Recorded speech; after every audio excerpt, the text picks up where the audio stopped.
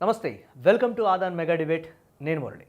KTR Twitter వేదికగా కాంగ్రెస్ పార్టీకి సంధించినటువంటి ప్రశ్నలు, రైతులను పరామర్శించడానికి జైలు వద్దకు వెళ్ళినప్పుడు కూడా వారు మాట్లాడినటువంటి మాటలు, ప్రెస్ మీట్లో అక్కడ రైతులు చెప్తున్నటువంటి మాటలు, ఈరోజు జైలుకు పంపారు, రేపు ఒకవేళ చంపేస్తారేమో అనేటువంటి భయం రైతులు వ్యక్తం చేస్తున్నారు. మమ్మల్ని టార్గెట్ చేస్తారేమో, మళ్ళీ మేము బయటకు వచ్చిన తర్వాత మళ్ళీ కూడా కేసులు పెట్టి వేధిస్తారేమో అనేటువంటి భయాన్ని రైతులు వ్యక్తం చేస్తున్నారనేటువంటి ఒక మాట. అలాగే ఈ 11 నెలల పాలనకు సంబంధించి సంక్షేమ గురుకుల పాఠశాలల నిర్వహణలు కావచ్చు, లేకపోతే 36 మంది విద్యార్థులు వివిధ కారణాలతో చనిపోయినటువంటి పరిస్థితులు కావచ్చు, కాంట్రాక్టర్లకి బిల్లులు చెల్లించకపోవడం, అలాగే కాంట్రాక్టర్లకి బెదిరింపులు, నాణ్యత కానీ లోపిస్తే మీ మీద కేసులు పెడతాం, మీరు జైలుకే వెళతారు అనేటువంటి రకరకాల మాటలు.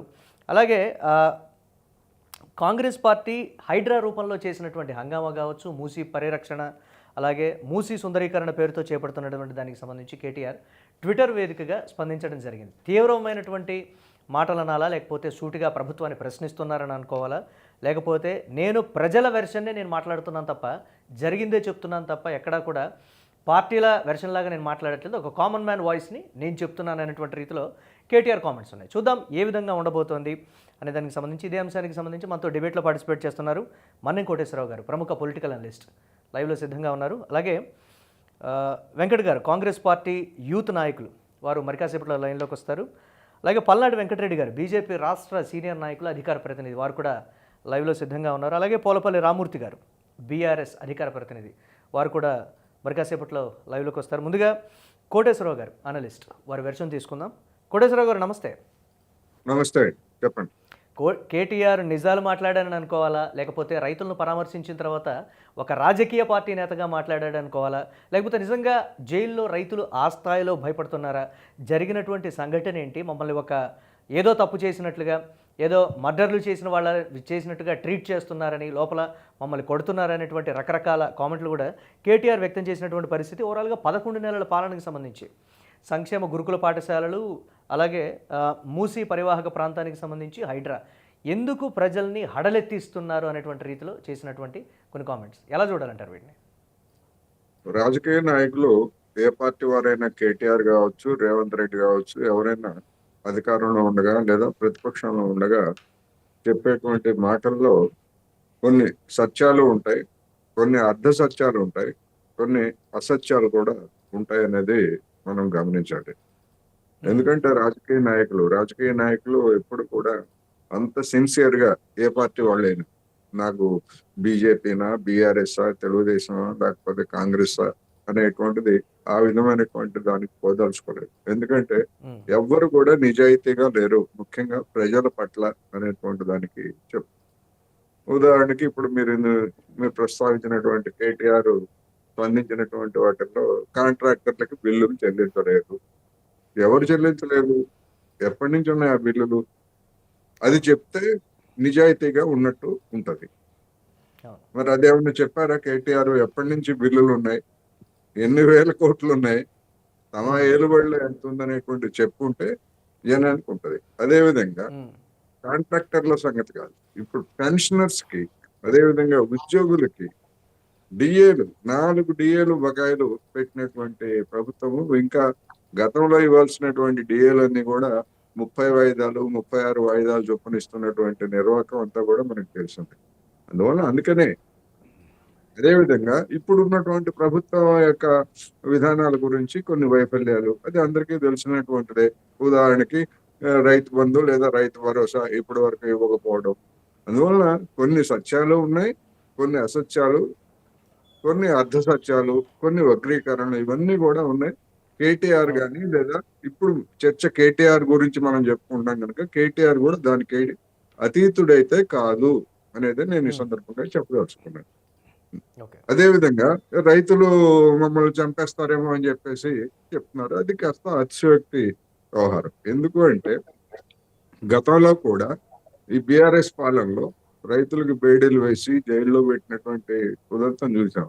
మరి అప్పుడు ఈ విధంగా ప్రతిపక్షాలు వాళ్ళ దగ్గరికి వెళ్ళి వాళ్ళని పరామర్శించి వాళ్ళ పేరుతోటి ఎందుకు చెప్పేస్తారంటే రైతుల్ని కేసులు పెడతారు, జైలు, ఒకవేళ ఏదన్నా వాళ్ళు నేరం చేసినట్టు రుజువు అయితే శిక్షలు పడతాయి తప్ప జైల్లో వాళ్ళని చంపేసే అంత ఉదంతం కాదు కదా లైచర్ల ఉదంతం. అందుకని అతిశయోక్తులు, భయాందోళన కలిగించడానికి అతిశయోక్తులు అనేటువంటివి చెప్పడం అనేటువంటిది అది ఏమాత్రం ఎవరికి మంచిది కాదు. పిన్ను ఆ నాయర్ చెప్పండి. ఆ ప్రజలు విధమైనటువంటి నమ్మేటువంటి పరిస్థితులు ఉంటాయంటారా? ఆ ఆ తరహా మాటలు కానీ, లేకపోతే ఒక సీనియర్ నేత డెఫినెట్ గా నమ్మరు, మాట్లాడినటువంటి మాటలు, డెఫినెట్ గా నమ్మరు, పార్టీని డెఫినెట్. లీడ్ చేస్తున్నటువంటి నాయకుడిగా ప్రస్తుతం తెర మీద ఉన్నటువంటి వ్యక్తి, అటువంటి వ్యక్తి మాట్లాడాడు అని అంటే ఎంతో కొంత నిజం ఉంటుంది అనేటువంటి కోణంలో ప్రజలు చూసేటువంటి పరిస్థితి ఉండదంటారా? ఇప్పుడు డెఫినెట్ గా నమ్మరు. అయితే ఎందుకు ఆ విధంగా మాట్లాడుతున్నారు ఏమిటి అని చూసినప్పుడు పక్కనే ఉన్నటువంటి ఆంధ్రప్రదేశ్ లో జరుగుతున్నటువంటి పరిణామాలు, అక్కడ వస్తున్నటువంటి వార్తలు ఏమిటి, ఆ వర్రా రవీందర్ రెడ్డి అనే అతను సోషల్ మీడియాలో విభాగంలో ఉంటూ సభ్య సమాజం అంగీకరించని నేరపూర్తంగా పోస్టులు పెట్టాడు, అతను అప్రూవర్ గా మారుతాడు అనేటువంటి నేపథ్యంలో అతన్ని గనక చంపేస్తారేమోననేటువంటి వార్తలు వస్తున్నాయి. వాటికిను లగచర్లలో రైతులకి లెంక పెట్టకపోయినా కానీ దాని స్ఫూర్తితోటి ఈ విధంగా చెప్పడం అనేటువంటిది అతిశయోక్తి. వీళ్ళేమి నేరస్తులు కాదు, ఇంకా నేరం చేసినట్టు కానీ లేకపోతే కరుడుగట్టినటువంటి నేర చరిత్ర ఉన్నటువంటి వాళ్ళు కూడా కాదు. ఎవరు చంపుతారు? ఏమని ఏమని ఏ కారణంతో చంపుతారు? అందుకని ఇవన్నీ కూడా ఏంటంటే ఒక విధంగా అతిశయోక్తులతో కూడినటువంటి వ్యవహారం. అది కేటీఆర్ వ్యక్తిగతంగా కేటీఆర్ కావచ్చు, బిఆర్ఎస్ కావచ్చు, అది మంచిది కాదు అనేది నేను ఈ సందర్భంగా చెప్తాను. Right right. అధికార పార్టీ నుంచి వెంకట్ గారు, కాంగ్రెస్ పార్టీ యూత్ నాయకులు, వారు కూడా లైవ్లో సిద్ధంగా ఉన్నారు. వెంకట్ గారు నమస్తే. ఎస్, మ్యూట్లో ఉన్నారు, అన్మ్యూట్ చేయండి. సార్ నమస్కారం సార్. కేటీఆర్ మాట్లాడినవి సత్యాలు అసత్యాలు కాదు. 11 నెలల్లో జరిగిందే మాట్లాడుతున్నారు. రైతుల విషయంలో కావచ్చు, సంక్షేమ గురుకుల పాఠశాలలకు బిల్లులు చెల్లించడంలో కావచ్చు, మొత్తం మీద దీనికి సంబంధించి బంద్ చేస్తే 9 నెలలకు బిల్లులు రావాల్సి ఉంటే 3 నెలలు ఇచ్చారనేటువంటి మాట. వివిధ కారణాలతో మరణించిన వారి సంఖ్య కావచ్చు, లేకపోతే రైతు రుణమాఫీ, రైతులకు ఇవ్వాల్సినటువంటి ఇన్పుట్ సబ్సిడీ విషయంలో ప్రతి అంశంలో కూడా ఎక్కడ అధికార పార్టీ క్లియర్గా ఉంది, ఉన్నవే కదా నేను చెప్తున్నానని 11 నెలల పాలన నిజంగా ఒక యాతన, అంటే ఎవరికి యాతన అనేది కూడా క్లియర్గా కూడా వారు చెప్పినటువంటి పరిస్థితి. నిజంగా ఆ స్థాయిలో ప్రజలకు ఇబ్బందులు తలెత్తుతూ ఉంటే, ప్రజలు ఆ స్థాయిలో ఇబ్బందులు పడుతూ ఉంటే, ప్రతిపక్ష పార్టీ చెప్పినట్లుగా కాంగ్రెస్ పార్టీ ఏం చేస్తోంది అనేది సూటి ప్రశ్న. ఏం చెప్తారు మీరు? ఇప్పుడు అధికారం అనే వ్యసనానికి అలవాటు పడ్డ తర్వాత 10 సంవత్సరాలుగా ఒకేసారి అది దూరం అవ్వడంతో ఆటోమేటిక్గా ఇబ్బందులు ఉంటాయి, మేము కాదన్నాం. కానీ మేము ఏమంటున్నాం సార్, కేవలం 21 రోజుల్లోనే 18,000 కోట్ల వరకు రైతు రుణమాఫీ చేసి 23 లక్షల మంది రైతులకు రుణగ్రస్తులను చేయగలిగినాం. అది మా ట్రాక్ రికార్డ్, అది దేశంలోనే ది బెస్ట్ ట్రాక్ రికార్డ్. మిగతా అంశాలు ప్రాసెస్లో ప్రాపర్ గైడ్లైన్స్తో పోతున్నాం కాబట్టి కొంచెం టైం తీసుకున్నాం, అంతే తప్ప దాన్ని ఎక్కడ వెనుకడుగు వేసేదే లేదు, దాని పక్కదారి పట్టించేదే లేదు. ఎంతవరకు నిధులు ఉన్నాయి, ఆ నిధులను ఎంతవరకు తీసుకెళ్ళగలగాలని ఆ అంశంతో వెళ్తున్న ప్రక్రియ. ఇందాక మీరు గురుకులాల గురించి అన్నారు ఒక మాట.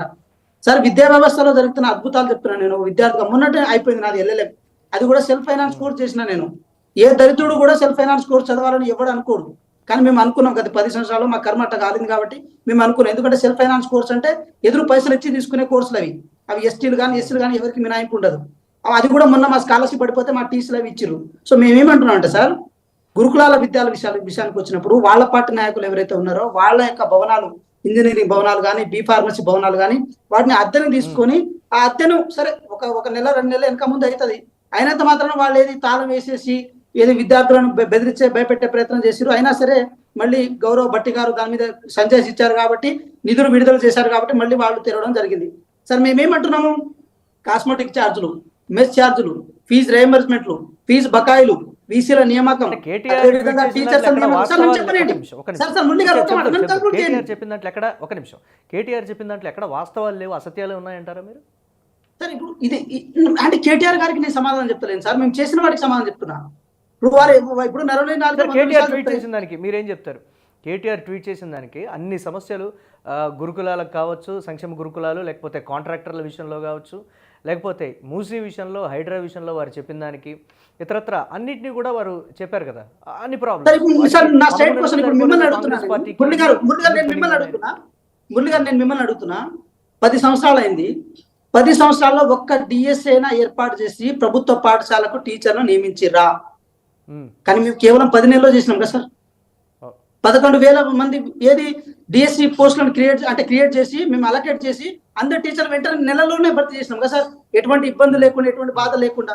మరి ఇది మా అచీవ్మెంట్ కిందకి రాదా? మేము విద్యా నోటిఫికేషన్ మాదే, నోటిఫికేషన్ మాదే. 5,000 10 సంవత్సరాలు 5,000 నోటిఫికేషన్ ఇస్తే కలిపినాం కదా. లెక్కలు చెప్తా మొత్తం. అదే నేను అదే లెక్కలు చెప్తున్నా. మీరు 5,000 ఇచ్చిన మేము మురళి గారు నేనేమంటున్నా, ఇప్పుడు మురళి గారు నేనేమంటున్నా, మాకున్న పరిధిలో మేము చేయగలిగినంత వరకు చాలా స్పష్టంగా చేసినాం. ఇప్పుడు వాళ్ళు కూడా రింగ్ రోడ్డును తాకట్టు పెట్టించిన 7,700 కోట్ల రూపాయలని మేము మొదటి విడతగా ఉన్న ఏది రైతు బంధు మేము ఇచ్చేసినాము. మిగతా ఏదైతే ఉందో రైతు భరోసా మేము ఏ రూపంలో ఇద్దాం అనుకున్నాం, దానికి ప్రాపర్ గైడ్ లైన్స్ రావాలని అనుకున్నాము. ఇన్ కేసు గైడ్ లైన్స్ రావడానికి లేట్ అయితే ఇప్పుడు ఈ పంటకే ఇచ్చేస్తాం సార్, ఈ పంటకి ఈ నెలలోనే ఇచ్చేద్దామన్న భావన ఇప్పుడు గవర్నమెంట్ దగ్గర ఉంది సార్. మేమేమంటున్నాం, ఫైనాన్స్ డబ్బులు లేవా అనేటువంటి ఒక ప్రశ్న సోషల్ మీడియాలో కూడా. ఇక గైడ్ లైన్స్ ఏవా డబ్బులు లేవా అని చెప్పి ఈ మాట మమ్మల్ని అడగడం కంటే బీఆర్ఎస్ పార్టీ నాయకులను అడగడమే బెటర్ సార్.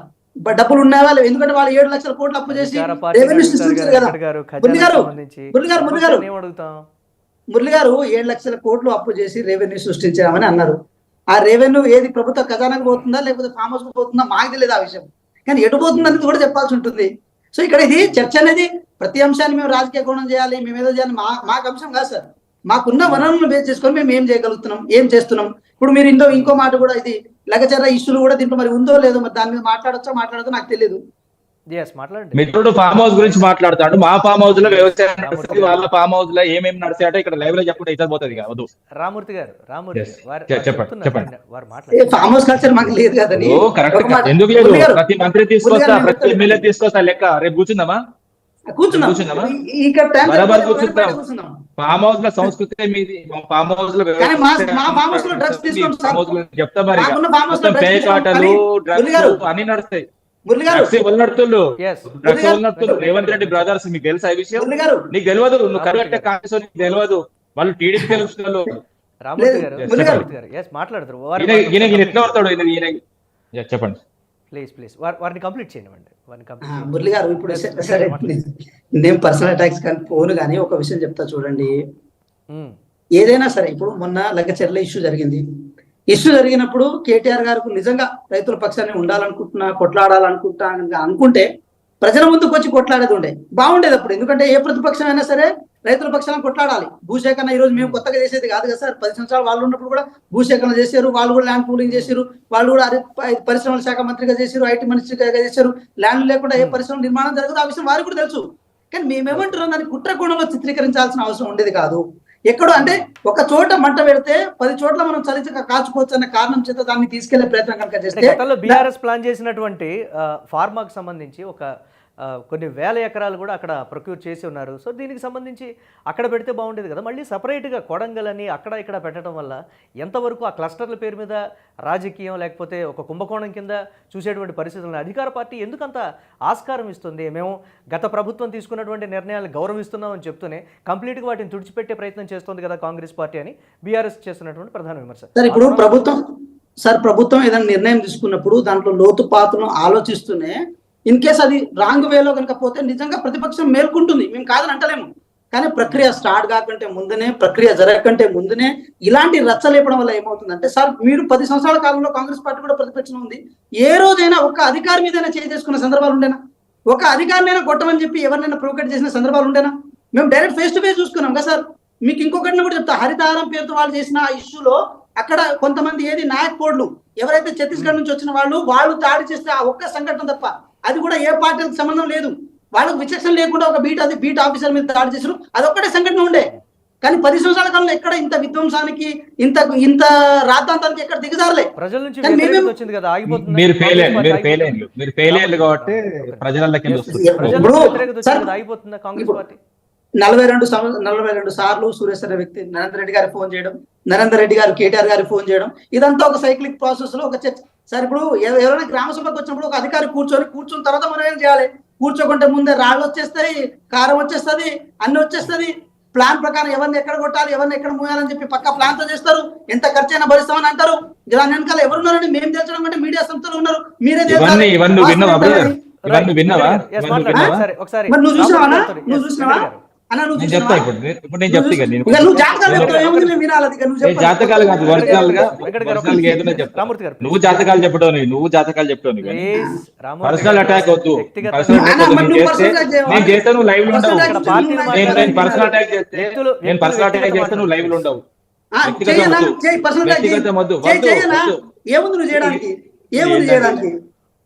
ఏముంది చేయడానికి? రామూర్తి గారు, రామూర్తి ఏంటంటే గారు, కరెక్ట్ కాదు ఇది. పార్టీస్ ఇప్పుడు correct. పార్టీస్ మాట్లాడాలంతే. ఇప్పుడు దయచేసి. ఇక్కడ మ్యాటర్ ఏంది, కేటీఆర్ గురించి మాట్లాడడానికి ఈ మిత్రుడి పిలిచిల్లు. అవసరమైతే మీ మీ మీ- మీరు ఏం చేసిల్లో అది చెప్పాలి, మా కేటీఆర్ గారు ఏం చేసిల్లో మేము చెప్తాం. అంతే తప్ప కానీ పర్సనల్ అటాక్ చేస్తే మాత్రం బాగుండదు. మరి మీరు అంత వేరే మాత్రం చెప్పొద్దు మరి. నేను చెప్తా, నేను మొత్తం సరే. Clear Done. ఇదే Done. సబ్జెక్ట్ మీద సబ్జెక్టే మాట్లాడతా. సబ్జెక్ట్ మించి ఎటు పోదు. చెప్పండి. ప్లీజ్ ఎస్ రామూర్తి గారు కంటిన్యూ చేయండి. ఎస్ ఇప్పుడు ఏదైతే 6 గ్యారంటీలు వచ్చిందో ప్రభుత్వం వచ్చిన తర్వాత వీళ్ళు ఏం చేస్తున్నట్టే, ఇప్పుడు వీళ్ళు చేసేది ఎట్లా వచ్చిళ్ళు, ఏ విధంగా వచ్చిళ్ళు, ఎందుకు వచ్చిళ్ళు అన్నది మర్చిపోయి ఇప్పుడు వీళ్ళు ఏం చేస్తున్నారు అన్నది కూడా వాళ్ళకు కూడా సోయలేదు. ఇప్పుడు ఏంటంటే కేటీఆర్ గారు టార్గెట్ చేస్తున్నారు. కేటీఆర్ గారు ఏందన్నది రాష్ట్ర ప్రజలకు తెలుసు, అదే విధంగా దేశవ్యాప్తంగా తెలుసు.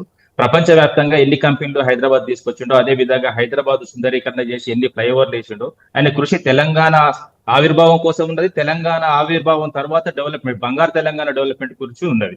ఇప్పుడు రేవంత్ రెడ్డి ఎవరండి? రేవంత్ రెడ్డి అనే వ్యక్తి పార్టీలు మారుకుంటా వచ్చిన ఒక దొంగ సంచులు మోసుకుంటూ ఏదో చంద్రబాబు డబ్బులు కేటీఆర్ గారిని కూడా దొంగ అంటా ఒక్క నేను. నిమిషం ఆగు, ఇక మధ్యలో మాట్లాడితే ఆగు. మరి దొంగ ఏందన్నా? మేము బ్యాగులతో ముఖ్యమంత్రి దొంగలే. గారేనా? మేము బ్యాగులు ముఖ్యమంత్రి గారు నేను దొంగ అంటా కేటీఆర్ ని. ముఖ్యమంత్రి అయితే కేటీఆర్ ముఖ్యమంత్రి దొంగ కావచ్చు అంటా. కానీ ఐటీ ముఖ్యమంత్రి అయితే కంపెనీ ముఖ్యమంత్రి పేరుతో దేశంలో మొత్తం ముఖ్యమంత్రి దాక్కున్నారని చెప్తా. నువ్వు ఒప్పుకుంటావా? మాట్లాడు నువ్వు మాట్లాడు తెలంగాణ ఉత్తర- నేనేం మాట్లాడు ఇన్ని నువ్వు సంవత్సరాలు దొంగ కాలం కాదని కూడా నిరూపించు. కేటీఆర్ నువ్వు గారిని దొంగ మాట్లాడలేదు. రేవంత్ రెడ్డి దొంగ కాదని నిరూపించు. బ్యాగులు కేటీఆర్ దొంగ కాదని పట్టుకోలేదు, నిరూపించు. బ్యాగులు మొయ్యలేదు, కేటీఆర్ దొంగ కాదని నిరూపించు. నువ్వు ఉంచు. నిరూపించు. బ్యాగులు కేటీఆర్ దొంగ కాదు. బ్యాగులు పట్టుకొచ్చిందా? దొంగనే. ఈయనే. నువ్వు దొంగ నువ్వు దొంగ. అరే ఒక నిమిషం ఆగలే బాబు. బాబు ఆగలేదు బాబు. బాబు ఆగు. ఒక నీ ముఖ్యమంత్రి ఏజ్ ఎంత, నీ కథ ఎంత, నీ కార్ఖాన ఎంత? నువ్వు కేటీఆర్ గారు మాట్లాడేంత నీ ఏజ్ అనేది నువ్వు కేటీఆర్ గారు ఉద్యమం చేసినప్పుడు నువ్వు కడుపులు ఉన్నావు. వెంకట్ నువ్వు గారు, కేటీఆర్ గారు ఉద్యమం వెంకట్ చేసినప్పుడు రామూర్తి గారు, కడుపులు ఉన్నావు. నువ్వు బాబు. రామ్నో, ఒక నిమిషం ఆగు. ఒక నిమిషం ఆగు. అలాంటి మాట మాట్లాడు మరి. దొంగ ఎట్లా చెప్తా? బ్యాగులు పట్టుకొని మాట్లాడు. చంద్రబాబు నువ్వు ఇచ్చిన పర్సనల్ బ్యాగులు కాదు. పట్టుకొని నీకు పర్సనల్ ఎందుకు పోతున్నావు మరి? పర్సనల్ కాదు 2014లో ఏర్పడ్డ 2014లో ఏదైతే ఏర్పడ్డ రాష్ట్రాన్ని 2015లో కూలగొట్టాలని చూసిండు, నోట్ల కట్టలు పట్టుకొచ్చిండు, రెడ్ హ్యాండ్ గా దొరికిండు, వాడు దొంగ అంటానా? దాన్ని నీకు అభ్యంతరం ఏంటి? నువ్వు చూపించు. మర్యాద ఏమున్నది? దొంగ అంటావు. ఎంత చేసినా నోట్ల కట్టలు పట్టుకొచ్చి టాపిక్ మీద డిస్కస్ చేద్దాం. మురళి గారు మీరు ఎంకరేజ్ చేస్తున్నారా వారు మాట్లాడుతుంటే? ప్లీజ్ నేను ఖండిస్తున్నాను. ప్లీజ్ వెంకట ఏం ఖండించాలండి?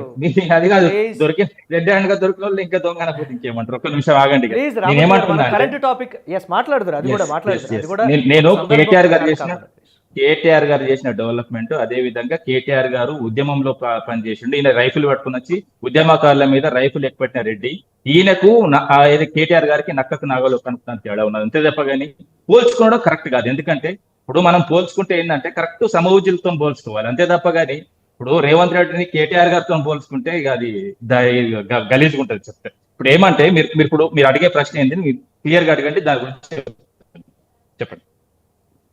ఎస్, కేటీఆర్ చేసినటువంటి మాటలు, అలాగే కాంగ్రెస్ పార్టీ చెప్తుంది ఏంటి అని అంటే రైతుల విషయంలో కావచ్చు, లేకపోతే ఇతరత్ర ప్రభుత్వ పోస్టులు కావచ్చు, వీటన్నిటికి సంబంధించి మేము చేసాం. సంక్షేమ పథకాలు ఇవంటే కొంచెం ప్రభుత్వ ఖజానా ప్రస్తుత పరిస్థితుల్లో గతంతో పోల్చుకుంటే బీఆర్ఎస్ పార్టీ చేసిన దానికి ఇప్పుడు కొన్ని లెక్కలు కూడా వారే చెప్పాలి. ఖజానా పరిస్థితి ఏంటో వారికి తెలుసు కదా. మేము ఏ విధంగా చేస్తున్నామో, ప్రభుత్వాన్ని నడపాలంటే ఎన్ని ఎత్తు పల్లాలు ఉంటాయో, ఎన్ని కఠినమైనటువంటి అనేటువంటి కాంగ్రెస్ పార్టీ. మురళి గారు ఇప్పుడు వీళ్ళు వచ్చి 10 నెలలు దాటి 11 నెలలు అవుతుంది. రాష్ట్ర ఆదాయం 1,00,000 కోట్లు దాటింది. అదే విధంగా వీళ్ళు తీసుకొచ్చిన 90,000 కోట్లు కూడా దాదాపు 2,00,000 కోట్లు వీళ్ళు ఏం బీసీలో కూడా అర్థమైతలేదు. మనం అందరం కలిసి తిరుగుదాం, రాష్ట్ర వ్యాప్తంగా మనం అందరం తిరుగుదాం. ఏ ప్రాజెక్ట్ మేము కట్టినాము, మేము అప్పు తీసుకొచ్చి ఏ కలెక్టరేట్లు కట్టాము, ప్రాజెక్టులు కట్టాము, అదే విధంగా మెడికల్ కాలేజీలు కట్టాము, ఇలా మీరు చూపిస్తా క్లియర్ గా ఏ పథకం ఇచ్చాము, ఎవరికి ఏమి ఇచ్చాము మేము చూస్తా. ఈ 11 నెలల్లో వీళ్ళు ఏమి ఇచ్చిందో వీళ్ళని చూపించమనండి.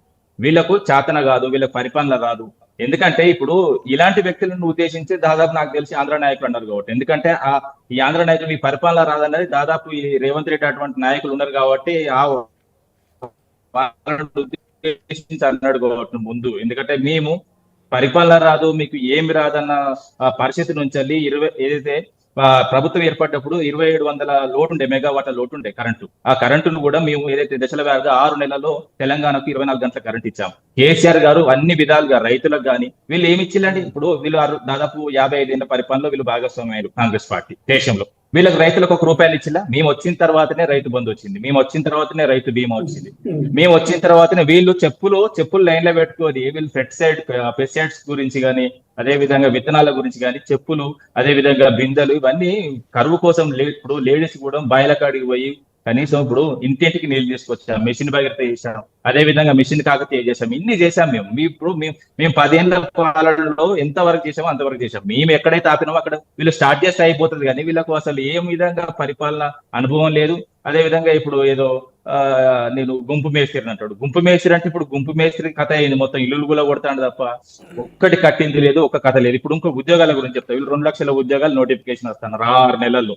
సంవత్సరం లోపల మొత్తం 2 లక్షల ఉద్యోగాలు మేము ఫిల్ చేస్తామన్నారు, ఒక్క నోటిఫికేషన్ లేదు. ఇవాళ ఎలాగో సిగ్గులేని ప్రభుత్వం ఉన్నది కాబట్టి ఇవాళ ఏం జరిగిందంటే, నేను నిన్న మొన్న ఏదైతే సర్టిఫికేషన్ వెరిఫికేషన్ కూడా అయింది, ఇది Group 4 కి సంబంధించి. దీన్ని మేము నోటిఫికేషన్ December 1 అదే విధంగా 2022లో వేసాం నోటిఫికేషన్. దాని ఎగ్జామ్ కూడా July 22లో మేము దాన్ని సర్టిఫికేషన్ వెరిఫికేషన్ అయిపోయింది. ఇప్పుడు వీళ్ళు సిగ్గులేని ప్రభుత్వం కదా, ఎలాగో 8084 ఉద్యోగాలున్నాయి ఇప్పుడు వచ్చినాయి వీళ్ళకి. అనండి ఇప్పుడు ఎట్లాగో వీళ్ళు ఇస్తున్నారు కదా నియామక పత్రాలు, ఇప్పుడు మళ్ళీ నియామక పత్రాలు ఇవ్వండి. ఎలాగో సిగ్గులేని ప్రభుత్వం కదా, ఎవరికో నేను చెప్తా వినండి. రైతుల విషయం రైతుల విషయం మాట్లాడితే, ఒక మహిళను మీరు వీలుంటే స్క్రీన్ మీద చూంచండి. పాపం ఆ మహిళను ఎక్కడ కొట్టిల్లండి? ఎంత ఘోరం అండి! ఇది ప్రభుత్వమా లేకపోతే ఏందండి ఇదంతా? ఒక మహిళ, ఇదే ప్రభుత్వం వేరే ప్రభుత్వం ఉంటే వాళ్ళ మీద ఎంత నిప్పులు జరుగురండి వీళ్ళు. ఒక మహిళ మీద ఇష్టం వచ్చినట్టు కొడుతూ, అదే విధంగా రేవంత్ రెడ్డి బ్రదర్ ఎవరండి? ఆయనకి ఏ హోదా ఉన్నదండి? మీ సంపైన గుంజుకుంటాం, తన్నైతే గుంజుకుంటామని బండ బూతులు తిడుతున్న ఒక రేవంత్ రెడ్డి బ్రదరు ఏంటంటే ఆయన హోదా ఏందండి? ఆయన కథ ఏంటంటే, ఒక రేవంత్ రెడ్డి వాళ్ళ బ్రదర్ అయితే కథమా అండి? రేవంత్ రెడ్డి బ్రదర్ అయితే ఏదైనా చేయొచ్చా? ఇంత నిరంకుశమా? ఇంత గుండాయిజమా? ఏందండి ఇది? ఎడిపోతుందండి రాష్ట్రం? కరెక్ట్ కాదు కదా. ఇప్పుడు ఏది ఉన్నా కూడా మనం మాట్లాడే తీరు పద్ధతిగా ఉండాలి. ఒక ముఖ్యమంత్రి అయిన తర్వాత వాళ్ళ కుటుంబం కూడా ఎంత బాధ్యతగా వ్యవహరించాలి. ఏదో వాళ్ళ బామ్మడిది అల్లుడు వీళ్ళని కాపాడుకుంటే అల్లుని సంబంధించిన ఫార్మా కంపెనీ అట. అల్లుడు సంబంధించిన ఫార్మా కంపెనీ పేరు చెప్పనా? ఎవరు అల్లుడు సంబంధించిన ఫార్మా కంపెనీ పేరు చెప్పు. ఇప్పుడు నువ్వు చెప్పు అల్లుని పేరు చెప్పు. నువ్వు అల్లుని పేరు చెప్పు. నువ్వు అల్లుని పేరు చెప్పు. నువ్వు అల్లుని పేరు చెప్పు. అల్లుని పేరు చెప్పు. అల్లుని పేరు చెప్పు. అల్లుని పేరు చెప్పు. అల్లుని పేరు చెప్పు. అల్లుని పేరు చెప్పు. వాళ్ళ బ్రదర్ పేరు చెప్పు. అసలు విద్యాశాఖ మంత్రి చెప్పు. విద్యాశాఖ మంత్రి పేరు చెప్పు. విద్యాశాఖ మంత్రి పేరు చెప్పు. విద్యాశాఖ మంత్రి పేరు చెప్పు. విద్యాశాఖ మంత్రి పేరు చెప్పు. విద్యాశాఖ మంత్రి పేరు చెప్పు. లేదు మీకు తెలియదు. విద్యాశాఖ మంత్రి లేడు. విద్యాశాఖ మంత్రి లేడు. 2 లక్షల కోట్ల ఆదాయం అరే నీకేమన్నా తలకేమన్నా ఏం మాట్లాడుతున్నావు? నేనే మాట్లాడుతున్నా. ఏ బ్యాంక్ ఇచ్చింది మనకు అప్పు చెప్పు? 90 వేల కోట్లు అన్నారు కదా, ఏ బ్యాంక్ మనకు అప్పు ఇచ్చింది చెప్పండి? బ్యాంకులు ఒక్క కార్పొరేషన్ మిగిల్చారా మీరు? బ్యాంకులు ఇస్తారా? బ్యాంక్ ఇస్తుంది, ఆర్బీఐ ఇస్తుంది. ఆర్బీఐ కూడా బ్యాంకే, కూడా బ్యాంక్ రూపంలోనే ఇస్తుంది. ఎందుకంటే దానికి ఇంట్రెస్ట్ రేట్ అంటగడతాం కాబట్టి. మీరు ఎక్కడి నుంచి తీసుకొచ్చింది తెలుసా నీకు? ప్రపంచ బ్యాంక్ దగ్గర అప్పు తీసుకొచ్చింది తెలుసా నీకు? ఎవరు తెలుసా నీకు? నీకు తెలుసా? నీకు తెలుసా ప్రపంచ బ్యాంక్ దగ్గర? నేను చూసాలా? మిత్తిలకనా? మిత్తిలక మీరు అది ఎంత మిత్తి? 17,000 కోట్లు. 70,000 కోట్లు.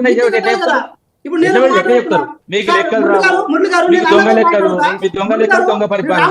ఈ మధ్యలో ఎందుకు మాట్లాడతాయండి? నాకు అర్థమైతలేదు. నీకు అల్లుని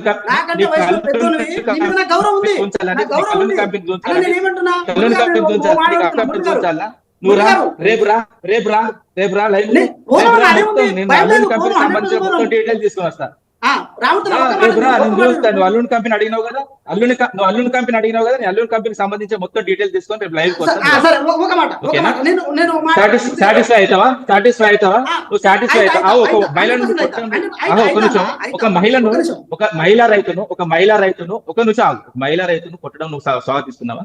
ఎక్కడ కొట్టిరు? ఎప్పుడు కొట్టిరు? మీరు కలెక్టర్ కళ్ళు మూసుకపోయినావా? అధికారంతో కళ్ళు మూసుకపోయినా? అది కాదండి, అధికారంతో కళ్ళు మూసుకపోయినాయి. వెంకట్ గారు, కళ్ళు రామూర్తి గారు. మూసుకుపోయినాయా? Yes, ఎక్కడ please. కొట్టిల్లని అంటున్నావు? మాట్లాడదాం. ఎక్కడ ఏం మాట్లాడుతున్నావు బ్రదర్? ఒక మహిళ ఇంకిత జ్ఞానం కూడా లేదు నీకు. ఏడగొట్లని వెంకట్ అడుగుతావా? గారు, రామూర్తి గారు, నీకేమన్నా ఈ రోజు నీకన్నా మొత్తం సిగ్గుశరం ఉందా? please. ఏడగొట్లని please. అడుగుతావా? నువ్వు ఏడగొట్లని అడుగుతావా? నువ్వు సిగ్గుశరం ఉందా? నీకు మహిళా పట్ల నీకు నీకు చెప్తా, నేను చెప్తా వినన్నా? ఒక మహిళ పుట్టినావు, నువ్వు నాకు అర్థమైతలేదు. నువ్వు దాన్ని రామూర్తి రాంగ్ గారు, తీసుకెళ్ళినప్పుడు నేను ఆ ట్యాప్ లో పడతాను. ఏం మాట్లాడుతావు? ఏం రాంగ్ దా, మాట్లాడుతావు? మురళి గారు నేను మాటంట, మురళి గారు నేను మాటంట, మురళి గారు నేను మాటంట. కాదండి, ఎవరికి ఇచ్చి కేసీఆర్ గారిని మురళి గారు గెలవడం మురళి కోసం గారు ఈయనకు ఆవేశం ఎందుకు? మురళి గారు, బీపీ మురళి గారు. వేసుకోమని రాదు నాకు? మురళి బీపీ గారు, వేసుకో, చిన్న రామూర్తి ఏజ్ గారు, లో. ఎవరో ఒకరు ఒక్క మాట్లాడండి, నిమిషం. please. మురళి ఎవరికి గారు ఇచ్చిన టైము? మాట్లాడండి. మీరు ఎవరికి ఇచ్చిన టైము? మురళి మీరు గారు ఎవరికి ఇచ్చిన మాట. టైం? వెంకట్ గారు ప్లీజ్, మురళి గారు. ఒక్క నిమిషం. నువ్వేం? మనం వెంకటరెడ్డి గారితో వెంకట్ రెడ్డి గారితో మాట్లాడిద్దాం. మనం బీజేపీ నుంచి వారు కూడా ఉన్నారు, వారితో మాట్లాడిన తర్వాత మాట్లాడతాను. పల్నాడు వెంకటరెడ్డి గారు, బీజేపీ రాష్ట్ర అధికార ప్రతినిధి, సీనియర్ నాయకులు, వారు కూడా ఉన్నారు. వెంకటరెడ్డి గారు నమస్తే. నమస్తే అండి. అధికార పార్టీ, ప్రతిపక్ష పార్టీ, ఆరోపించినటువంటి పార్టీ, అలాగే అధికారంలో ఉన్నటువంటి ఆరోపణలు ఎదుర్కొంటున్నటువంటి పార్టీలు ఇద్దరు కూడా మాట్లాడినటువంటి తీరు, అలాగే ఇచ్చినటువంటి ఒక క్లారిటీ, ఏం ప్రశ్న అడిగాము దానికి సంబంధించి వారు ఇచ్చినటువంటి ఒక క్లారిటీ, భారతీయ జనతా పార్టీ ఎలా చూస్తుంది? కేటీఆర్ చెప్పినవన్నీ వాస్తవాలే అని నమ్ముతుందా, లేకపోతే కాంగ్రెస్ పార్టీ చేసిన వాటిని ఎందుకు కేటీఆర్ మురళి గారు. అనేదాన్ని బిలీవ్ చేస్తుందా? భారతీయ జనతా పార్టీ ఎలా చూస్తుంది? తెలంగాణ రాష్ట్రంలో వీళ్ళు ఏమనుకుంటారు అంటే కాంగ్రెస్ పార్టీ, బీఆర్ఎస్ పార్టీ రెండే పార్టీలు ఉన్నాయని అనుకుంటున్నారు. వాళ్ళకి అర్థం కావట్లేదు ఏంటంటే అక్కడ భారతీయ జనతా పార్టీగా ఉంది. భారతీయ జనతా పార్టీ ఏ విధంగా ముందుకు పోతా ఉందో, తెలంగాణ ప్రజల్లో ఏ విధంగా ఉందో వాళ్ళ అభిప్రాయాలు మొన్ననే చూసాం. ఇప్పుడు ఏంటంటే రెండు పార్టీలు కూడా బ్లేమ్ గేమ్ రాజకీయాలు చేస్తా ఉన్నారు. ఇద్దరు కూడా వాళ్ళు బ్లేమ్ గేమ్ ఆట ఆడుతా ఉన్నారు. నేనంటే నేను రేపొద్దున ప్రజల్లోకి మేమే ఉన్నామని చెప్పి చొప్పించుకుపోవడానికి, మేమే గెలవడానికి, వాళ్ళే గెలవడానికి ప్రయత్నం చేస్తూ ఉన్నారు. కానీ తెలంగాణ ప్రజలు ఎక్కడ ఒప్పుకోరు. ఎందుకంటే మనం చూసాం గత 10 సంవత్సరాల కాలంలో ఏ విధంగా పరిపాలన ఉండేనో, అదే పరిపాలన ఏ విధంగా ముగిసిందో, ఆ పరిపాలనని మరి కాంగ్రెస్ పార్టీకి ఓటేసి గెలిపించిన తెలంగాణ ప్రజల్ని ఏ విధంగా అభివృద్ధి చేస్తున్నారో ఇప్పుడు గత 11 నెలల నుంచి మనం చూసాం. గత 11 నెలల నుంచి రకరకాల హామీలు మనం గత 10 పరిపాలన గురించి నేను ఇప్పుడు మాట్లాడాను. ఎందుకంటే తెలంగాణ ప్రజలు అర్థం చేసుకున్నారు, ఓటేసారు, ఎక్కడ ఎవరిని ఓడించాలో ఓడించారు, కూర్చోబెట్టారు. కానీ ఇప్పుడు ఏంటంటే మనం అందరం కూడా రాజకీయాలు వేరు అయిపోయినాయి. తెలంగాణ అభివృద్ధి కోసం, తెలంగాణ ప్రజల సంక్షేమం కోసం మనం ఆర్నిషల్ కష్టపడాలి తప్పితే బ్లేమ్ గేమ్ రాజకీయాలు, రోజు టైంపాస్ రాజకీయాలు, తర్వాత రోజు మీడియాలో టైంపాస్ చేసుకుని పోవడం కాదు ఇక్కడ జరిగేది. తెలంగాణ అభివృద్ధి, ఎందుకంటే మనం అనుకున్నాం ఏవైతే మర్చిపోయిన దాన్ని గుర్తు చేయడం తప్ప అనేటువంటి కోణంలో బీఆర్ఎస్ పార్టీ కూడా చెప్తోంది. కేటీఆర్ కూడా అదే మాట అంటున్నారు. 11 నెలలు అయిపోయింది కదా, ప్రతిపక్షం గుర్తు చేయకపోతే ఏ విధంగా ఉంటుంది, ప్రజలు కూడా మర్చిపోతారు, పార్టీలు కూడా పనిచేయవు కదా అనేటువంటి మాట అధికార పార్టీకి ఇచ్చే సూచన. దీన్ని ఎలా చూడాలంటారు? వెంకటరెడ్డి గారు, ఎస్, వినిపిస్తోందా వెంకటరెడ్డి గారు? ప్రతిపక్ష పార్టీ అన్నప్పుడు కోసం Yes. ప్రతిపక్ష పార్టీ అన్నప్పుడు ప్రతిపక్ష పార్టీలు అన్నప్పుడు అధికార పక్షాన్ని ఎప్పుడు నిలదీస్తూనే ఉంటారు. ఎందుకంటే వాళ్ళు ఇచ్చిన వాగ్దానాలు కానీ, హామీలు కానీ, వాళ్ళు ఇచ్చిన రకరకాల హామీలు కానీ ఇవన్నీ కూడా అడుగుతూనే ఉంటారు. ఎందుకంటే ఆ హామీలు ఇచ్చే కదా గెలిచారు కదా కాంగ్రెస్ పార్టీ. రేవంత్ రెడ్డి గారు ఏమన్నారు వచ్చిన తర్వాత? కాళేశ్వరం మీద, మిషన్ భగీరథ మీద, రకరకాల ప్రాజెక్టుల మీద, కుంభకోణాలు, అవినీతి, అది ఇది, వీళ్ళు రాగానే ఇమ్మీడియట్ గా వాళ్ళని అరెస్ట్ చేస్తాం, జైల్లో పెడతాం, అది చేస్తాం, ఇది చేస్తాం అన్నారు. ఎక్కడైనా కనిపించిందండి? రోజు రకరకాల మాటలు మాట్లాడుతున్నారు తప్పితే అక్కడ ఎక్కడైనా చిత్తశుద్ధి ఉందా? ఎక్కడ కనిపించట్లేదు. సరే, అది పోనీ. హామీలు ఏమైనా గురించి మాట్లాడితే, హామీలు ఫర్ ఎగ్జాంపుల్ 6 గ్యారెంటీలు, అది 13 అంశాలు అంటే ఒక 5 అంశాలు మాత్రం టచ్ చేశారు, ఇంకా 8 అంశాలు అట్లాగే ఉన్నాయి. రుణమాఫీ కంప్లీట్ కాలేదు. మళ్ళా దాంతో పాటుగా హైడ్రా అని, మూసి ప్రక్షాళన అని, తర్వాత ఇప్పుడు ఫార్మాసిటీ అని. ఫార్మా ఇండస్ట్రీ సరే బాగానే ఉంది. ఫార్మా సిటీకి 13,000 ఎకరాలు ముంచర్లలో ఎక్వైర్ చేశారు, ల్యాండ్ అంతా కూడా భూసేకరణ చేశారు. ఆల్రెడీ చేసిన దాన్ని వదిలిపెట్టి మళ్ళీ ఇక్కడెక్కడో హైదరాబాద్ చుట్టుపక్కల మళ్ళీ కొన్ని క్లస్టర్స్ తీసుకోవాలి. దాంట్లో కొడంగల్లో ఒక వికారాబాద్ జిల్లా ఏదైతే లగచర్ల ఉందో అక్కడ తీసుకురావాలని చెప్పి నేనేమంటున్నానంటే, ఒకవేళ నిజంగానే కాంగ్రెస్ ప్రభుత్వానికి ఇండస్ట్రీస్ తీసుకురావాలి, ఇన్వెస్ట్మెంట్ తీసుకురావాలి, తెలంగాణ ప్రజల అభివృద్ధి కావాలి, ఉద్యోగాలు కావాలంటే ఏ విధంగా చేయాలి? సరే, ఒక 6 గ్రామాలు ఉన్నాయి. అక్కడ 6 గ్రామాల్లో 4 నెలల క్రితం వచ్చిన నోటిఫికేషన్ లేకపోతే ఏదైతే మెసేజ్ ఉందో వాళ్ళ ప్రభుత్వం నుంచి ఇప్పటి వరకు ఎందుకు వాళ్ళని రైతుల్ని కానీ లేకపోతే వాళ్ళ దగ్గరికి పోయి ఎందుకు అవేర్నెస్ కల్పించలేదు? ఒకటి పాయింట్ చెప్దామనుకుంటున్నాను. మంది ఒకటేసారి కలెక్టర్ తో పాటుగా ఇంతమంది పోతే డెఫినెట్ గా లగ్గచర్లు కానీ మిగతా గ్రామ ప్రజలందరూ కూడా భయభ్రాంతులు అవుతారండి. అరే మా భూములు మేము ఎప్పుడు సంపాదించుకున్నాం, తాతల నుంచి వస్తున్న భూములన్నీ కూడా ఇప్పుడు వచ్చి లాక్కుంటారేమో, 5-10 లక్షలు ఇచ్చి తీసుకుంటారేమో ఒక భయం ఉంటది వాళ్ళ దగ్గర కూడా. నేనేమంటున్నానంటే ఒకవేళ నిజంగానే చేయాలనుకుంటే, ఎందుకంటే వాళ్ళంతా కూడా పాపం గిరిజన బిడ్డలు చెప్పాలంటే చాలా వరకు. సో అలా ఏమనుకుంటారంటే బేసిక్ గా వాళ్ళని ఎట్లా ప్రిపేర్ చేయాలి, ఇప్పుడు అధికారులు ఉన్నారు, పోలీస్ వ్యవస్థ ఉంది, ఇంటెలిజెన్స్ వ్యవస్థ ఉంది, ఇవన్నీ కూడా ఫెయిల్యూర్ కనపడతా ఉన్నాయి. ఇక్కడ వెళ్లాల్సింది ఏంటంటే అధికారులు ఒక మాట కేటీఆర్ ట్విట్టర్లో ఏదైతే సమస్యలను పెట్టారో ఇవన్నీ కూడా జరుగుతున్నాయి, కాంగ్రెస్ పార్టీ ఏం చేస్తుంది అనేటువంటి మాట, సంక్షేమ పథకాల నుంచి సంక్షేమ గురుకులాల వరకు కూడా అన్నీ చెప్పినటువంటి మాట, అవి నిజమని భారతీయ జనతా పార్టీ బిలీవ్ చేస్తుందా? ఒకవేళ కేటీఆర్ చెప్పింది వాస్తవం అయితే కాంగ్రెస్ పార్టీని భారతీయ జనతా పార్టీ కూడా అదే అంశాల మీద నిలదీస్తుందా అనేది సూటి ప్రశ్న. ఏం చెప్తారు మీరు?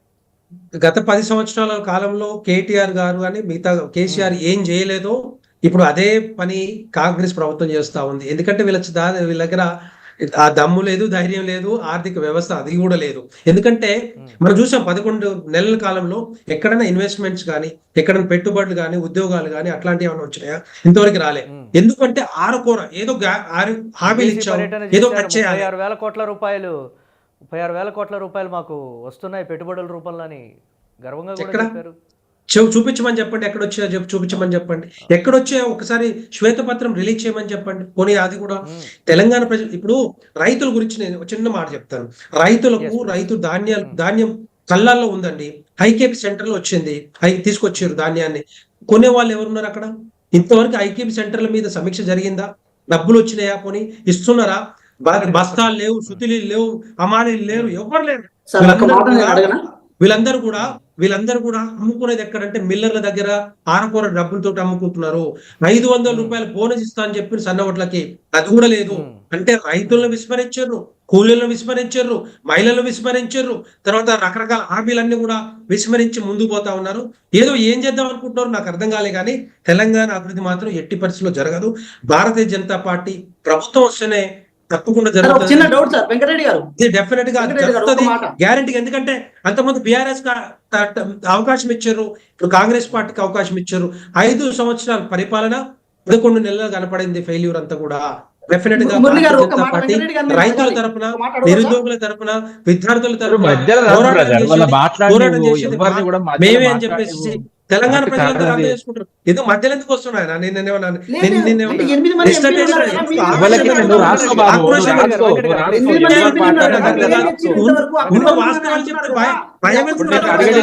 వాస్తవాలు మీరు చెప్తే వినాలి. ఇప్పుడు తెలంగాణ ప్రజలు అర్థం చేసుకుంటారు. నేను చెప్పినా, మీరు చెప్పినా, ఇంకొకరు చెప్పినా, ఊర్లలో అర్థమవుతుంది.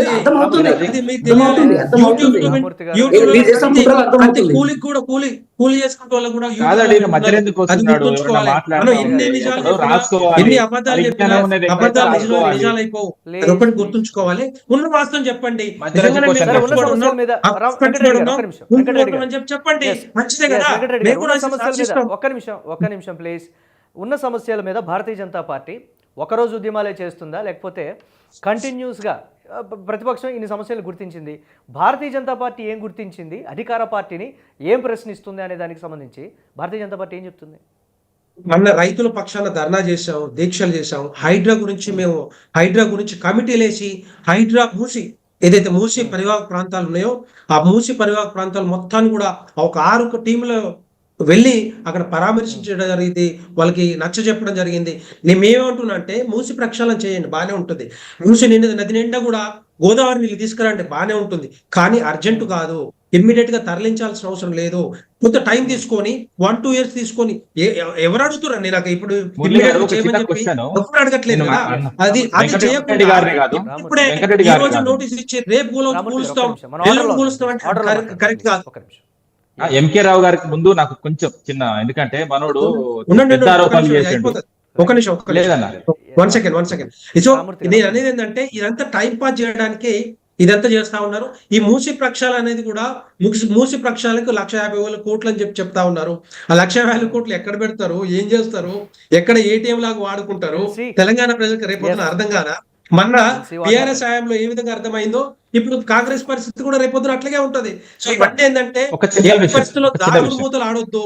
నిజాలు ఉంటే నిజాలు చెప్పండి, అయ్యేది ఉంటే అయ్యేది అవుతుందని చెప్పండి. కానీ పొద్దున ఇది జరుగుతుంది, రేపొద్దున అది జరుగుతుంది, ఎక్కువ కొండ మీద ఏదో కోతిని తెచ్చినట్టుగా ఏదో చెప్పడం కరెక్ట్ కాదు, కరెక్ట్ కాదు అని చెప్పి నేను పార్టీలు ఎస్ అదే చెప్తున్నాను. పార్టీలు సత్యాలు చెప్పినా లేకపోతే ఏది జరుగుతుందో ఏది జరగదో అని క్లియర్ కట్గా చెప్తే ఏ పార్టీ అధికారంలోకి రాదు అని ప్రజలకు కూడా తెలుసు. దానికి సంబంధించి నాకు కొంచెం చిన్న ఛాన్స్ ఇవ్వండి, రామూర్తి గారు. పెద్దగా ఏం అడగను. ఎందుకంటే ఎంకే రావు గారు మాట్లాడే ముందు ఒకటి, ఎందుకంటే మిత్రుడు కాంగ్రెస్ మిత్రుడు చాలా 1 minute అని అడుగుతా. ఎందుకంటే ఏదో నరేందర్ రెడ్డి ఇప్పుడు లగచర్ల విషయంలో ఏదైతే నరేందర్ రెడ్డి 42 సార్లు ఎవరో ఫోన్ చేసిండ్రు కేటీఆర్ గారికి అని అన్నాడు. మరి 42 సార్లు ఫోన్ చేసిండ్రు అంటే వీళ్ళకి ఎట్లా తెలిసింది వీళ్ళు ఫోన్ ట్యాపింగ్ చేస్తున్నారని డైరెక్ట్ ఒప్పుకున్నట్టే కదా. అది కన్ఫెషన్ స్టేట్మెంట్ అన్నది. ఒక నిమిషం ఆగు, కన్ఫెషన్ స్టేట్మెంట్ కాదు, మీకు అర్థమవుతలేదు. స్టేట్మెంట్ అది, ఏ ప్రభుత్వం అది స్టేట్మెంట్ అన్నది. పూర్తి వింటావా నువ్వు? ప్రతి దానికి సమర్థించుకుంటావు. లేదు ఇప్పుడు ఫోన్ టాపిక్ ఏం జరుగుతుందో నీకు తెలియదు, ఫోన్ టాపిక్ ఏం ఎట్లా జరుగుతుందో చేస్తారు? నువ్వు ఫోన్ టాపిక్ ముందే ప్రివెంట్ మెజర్ తీసుకునేటోళ్ళు ఫోన్ కదా. ట్యాపింగ్ ఎవరు చేస్తారు తెలుసా నీకు? ఒక 10 మీరు చేస్తారు, మీరు ఒక నిమిషం ఆగు, ఫోన్ టాపిక్ ఒక నిమిషం. చరిత్ర అరే మీది, నువ్వు మాది కాదు, మాది కాదు. నేను అడిగిన తర్వాత మేము ఫోన్ టాపిక్ సమాధానం చేయము. చెప్పు. నేను అడిగిన సమాధానం చెప్పు. చేయం, అరే ఒక చేయం. నిమిషం ఆగు బ్రదర్, నీకు తెలియదు, నీకు అయ్యో నాకు తెలుసా, ఫోన్ నాకు ట్యాపింగ్ తెలియదు. చేయమన్నా దాని తప్పదు. ప్లీజ్ అరే నా మాట వింటావా వినవా? నా మాట వింటావా వినవా? ఫోన్ వింటా, ట్యాపింగ్ చెప్పండి. దేశంలో 10 ఏజెన్సీలు చేస్తాయి. దాంతో పాటు 10 ఏజెన్సీలు చేస్తాయి. 10 ఏజెన్సీలతో పాటు పోలీసులు కూడా చేస్తారు. అఫీషియల్ గా నీకు తెలియదు. నేను దేనికి చెప్తున్నా అంటే ఫోన్ ట్యాపింగ్ అనే నిరంతర ప్రక్రియ. అది ఏదైతే రాష్ట్ర శాంతి భద్రత గురించి కానీ దేని గురించి కానీ నిరంతరం చేస్తారు. ఇప్పుడు మీ ప్రభుత్వం కూడా చాలా మంది చేస్తున్నది, అది నీకు తెలియదు.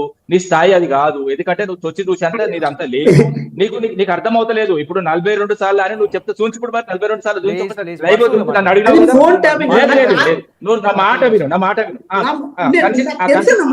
నేను ఏం తెలుసు నీకు? నేను చెప్తా వినండి, ఏం తెలుసు? చెప్తా తెలిసింది చెప్తా వినండి. చెప్పు, ఫోన్ ట్యాపింగ్ వేరు, కన్ఫెషన్ స్టేట్మెంట్ లో కాల్ రికాల్ జరిగిందని తెలుసుకోవడం వేరు. ఫోన్ ట్యాపింగ్ అంటే ప్రివెంటివ్ గా చేసేది. ప్రివెంటివ్ అన్న, ప్రివెంటివ్ పోస్ట్ కాదు, ప్రివెంటివ్ పోస్ట్ వెంటివ్. సరే నేను ఏమంటున్నా, ఫోన్ ట్యాపింగ్ ఎవరు చేశారు చెప్పు, ఫోన్ ట్యాపింగ్ సంబంధించిన ఆధారాలు చూసు. దమ్ముంటే చూసు, నువ్వు ఎక్కువ మాట్లాడే దమ్ముంటే ఇప్పుడు చూసినా దమ్మున్న కాంగ్రెస్ నాయకులు లైవ్ లో చూసు, నువ్వు లైవ్ లో చూసి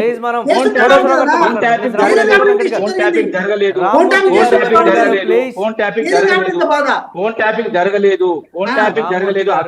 అఫీషియల్స్ వాళ్ళు చేసుకున్నది మా ప్రభుత్వం మీద మీరు బురద చల్లుతున్నారు. మీరు బురద చల్లడం కాదు, బూడిది పూసుకుంటున్నారు. మీరు ఇప్పుడు ఏంటంటే మీరు 6 గంటల గురించి మాట్లాడండి. మీరు వచ్చింది ప్రజలు పథకాలు మీరు నల్గొండ బేస్ లో మీకు చిన్న విషయం చెప్తా. నల్గొండ బేస్ లో ఎవరైతే అధికారులు చేసిలో వాళ్ళ మీద కక్ష సాధింపు చర్యలు చేస్తున్నారు. మీరు ఇప్పుడు ప్రభుత్వం ప్రజలందరూ చూస్తున్నారు. ప్రజలు ఏ విధంగా మీ పరిపాలనకు వచ్చిందో 6 గంటల విషయంలో 6 గంటలు చేయమని వస్తే ఒక రోజు ఫోన్ ట్యాపింగ్ అంటారు, ఒక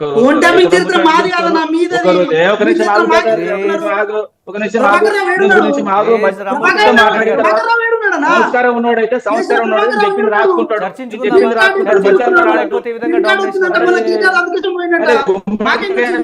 అంటే భూతాల ధర్మం కొట్టినట్టు ఏంటిది భయ్? అరే చెప్పాలా? ఇప్పుడు అప్పుల గురించి అడిగినా నేను అప్పుల గురించి అంటే అక్కడ అప్పులు తీసుకొచ్చిన అప్పులు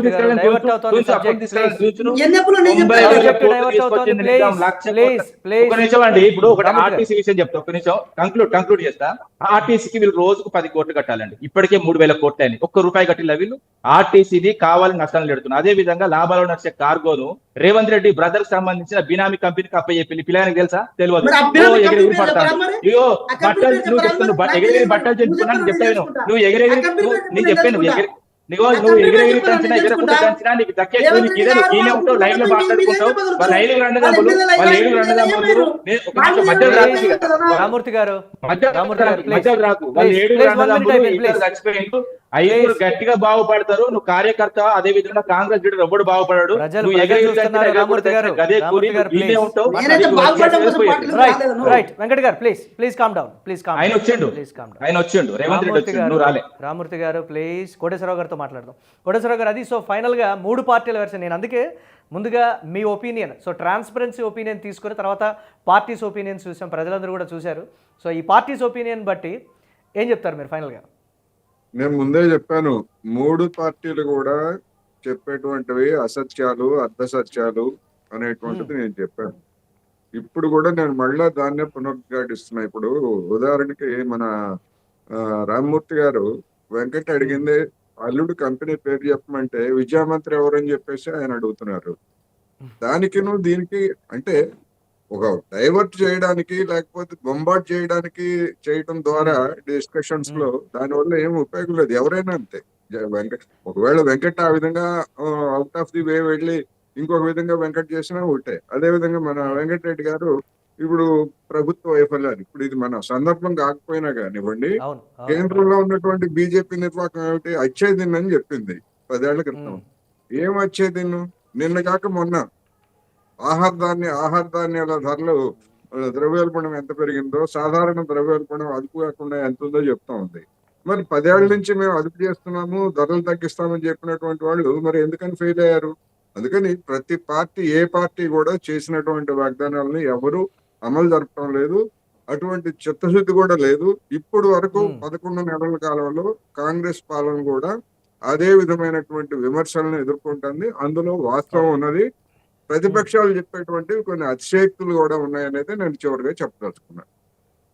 అంటే ఎలా ఉండబోతుంది అంటారు దీనికి సంబంధించి? ప్రశ్నించిన ప్రతిదానికి కాంగ్రెస్ పార్టీ మాట్లాడుతున్న దానికి, లేకపోతే కాంగ్రెస్ పార్టీ 11 ఏళ్ల పాలనకు సంబంధించి ఆ స్థాయి వ్యక్తి జైలు వద్దకు వెళ్ళి అలాగే ట్విట్టర్లో ప్రతిరోజు కూడా ఆ విధంగా స్పందిస్తుంటే ప్రజలు ఏ అంశాన్ని బిలీవ్ చేయాలి, ఎంతవరకు బిలీవ్ చేయాలనేది ప్రభుత్వ వైఫల్యాలని ప్రశ్నించడానికి ప్రతిపక్షాలకి కేటీఆర్ తో సహా ఎవరికైనా రైట్ ఉన్నది, నేను కాదన్ను.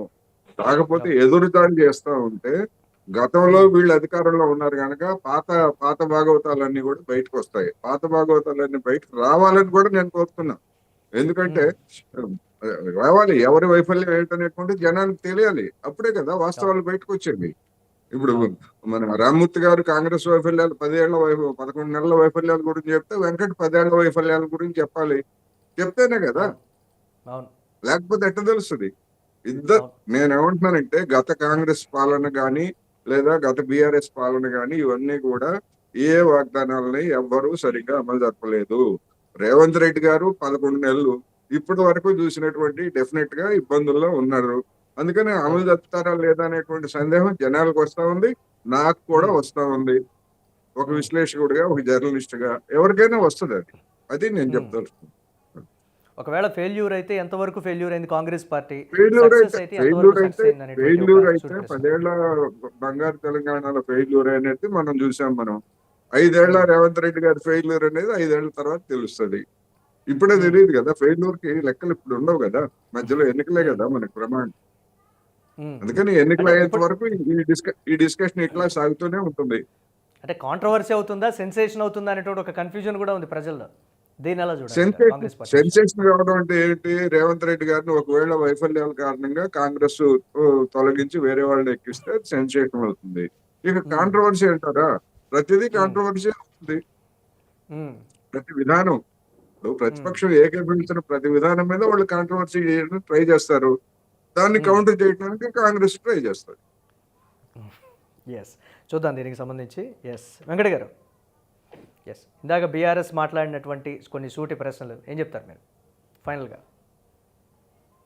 మ్యూట్లో ఉన్నారు, అన్మ్యూట్ చేయండి. ఫైనల్ గా నేను ఒక మాట చెప్పదలుచుకున్నాను సార్. ఇప్పుడు ప్లీజ్. బీజేపీ అయినా, బీఆర్ఎస్ అయినా, కాంగ్రెస్ అయినా సరే, లోపాలను చెప్పుకుంటూ కనుక ముందు పోతే మనం పోలేం, కొంత స్టేజ్ వరకు పోలేం.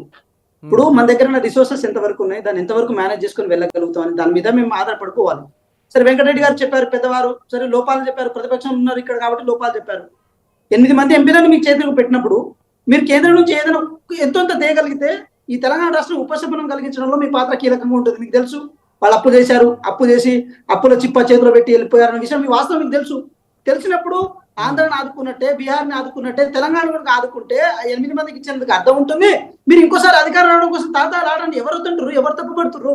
అధికారం అనేది కాంగ్రెస్ పార్టీకి ఒక్కదానికే శాశ్వతమా, లేకపోతే బీఆర్ఎస్ పార్టీకి శాశ్వతమా? మీకు కూడా రావచ్చేమో, కానీ మీరు ఏదైనా ఇచ్చి ఏదైనా చేస్తే బాగుంటుంది. కానీ అదేదో బట్టగాజు మీద తెలిసి కాంగ్రెస్ పార్టీ మీద తిట్లు తిప్పితే, లేకపోతే లోపాలు చెప్పుకుంటే వాస్తవం కాదా అనే ఒక సూటి ప్రశ్న కాంగ్రెస్ పార్టీ ఏం చెప్తుంది? ప్రజల్లో భయాందోళనలు వాస్తవం కాదా? ఒక సూటి ప్రశ్న. లేదు సార్, అవి మేమేమంటున్నాము, తాత్కాలికంగా ఏదో పొలిటికల్ గేమ్ లో భాగంగా సృష్టించబడ్డ అంశాలు సార్. అది సో దాన్ని మేము యాంటీ ఇన్కంబెన్సీ అనుకుంటలేదు, ఇంకా అనుకుంటలేము. మేము ఒకటే అంటున్నాం సార్, మాకు చిత్తశుద్ధి ఉంది కాబట్టి మేము చేయగలిగినంత వరకు చేసుకుంటూ ముందుకు వెళ్తున్నాము. సరే, అది విద్యా వ్యవస్థ కానీ, రైతు కానీ. ఒక నిమిషం, ఎస్, ప్రతిపక్షం అడుగుతుందా ప్రజలు అడుగుతుందా అనే విషయం పక్కన పెడితే, రైతుల విషయంలో రుణమాఫీ విషయంలో సంపూర్ణంగా కాలేదని, మూసీ పరివాహక అంటే మూసీ ప్రక్షాళన విషయంలో కావచ్చు, లేకపోతే హైడ్రా విషయంలో కావచ్చు, ఇతరత్ర ప్రతి విషయంలో కూడా ఇన్కంప్లీట్గానే ఉంది తప్ప ఒక్క విషయమైనా కంప్లీట్గా ఇది చేశామని చూపించేటువంటి పరిస్థితి ప్రస్తుత అధికారంలో ఉన్న కాంగ్రెస్ పార్టీకి ఉందా అంటే ఏం చెప్తుంది పార్టీ? సరే, ఇప్పుడు డెవలప్మెంట్ అనేది కంటిన్యూస్ ప్రాసెస్. గత ప్రభుత్వం అమలు చేసిన కొన్ని విధానాలను కూడా 70 to 80% అమలు చేసుకుంటూ ముందుకెళ్ళాలి. కొన్ని చేంజెస్ తీసుకురావాల్సి ఉంటుంది, that up to future base మీద తీసుకురావాల్సి ఉంటుంది. అది మూసీ కానీ, హైడ్రా కానీ, ఇంకేదైనా. ఇప్పుడు హైడ్రా గైడ్ లైన్ తయారు చేయాలి, సపరేట్ పోలీస్ స్టేషన్ ఏర్పాటు చేయాలి. ఒక భయం అయితే ఏర్పడింది, చెరువుల పట్ల, నాలాల పట్ల, ఈ నేచురల్ రిసోర్సెస్ మీద భయం అనేది ఏర్పడింది. మూసీ పట్ల కూడా ఏదైతే మనం ప్రక్షాళన దిశగా రీప్లేస్మెంట్ ఏదైతే ఉందో అది కూడా చేయగలిగినాము. అదేవిధంగా 6 గ్యారెంటీల విషయంలో మేము ఏదైతే ఒక 4 గ్యారెంటీలు మేము చాలా స్పష్టంగా మేము చేసినాము. మిగతా 2 విషయాల మీద కొంచెం అది బడ్జెట్ ఓరియంటేషన్ గా చేయాల్సిన అవసరం ఉంది. ఇక కంటిన్యూస్ ప్రాసెస్ ఉంటుంది. ఇప్పుడు కేసీఆర్ గారి గవర్నమెంట్ గత ప్రభుత్వంలో పింఛన్ ఇచ్చింది సార్, దాన్ని కంటిన్యూ చేయాల్సి ఉంటుంది, కానీ దాన్ని కట్టలు చేయడానికి అయితే లేదు కదా.